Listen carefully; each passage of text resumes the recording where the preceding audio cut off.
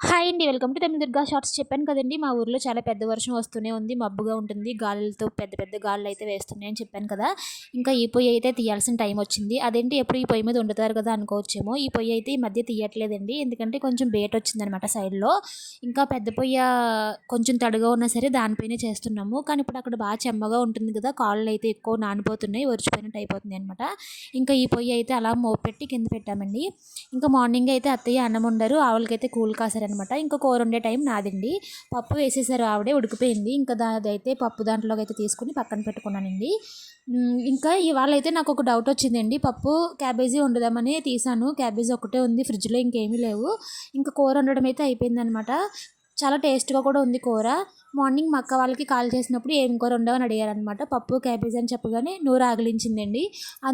ఎందుకో మరి నాకు తెలియలేదు. నిజంగా పప్పు క్యాబేజీ వండుకుంటారు కదా! తెలిసిన వాళ్ళైతే కామెంట్ సెక్షన్‌లో కామెంట్ చేయండి.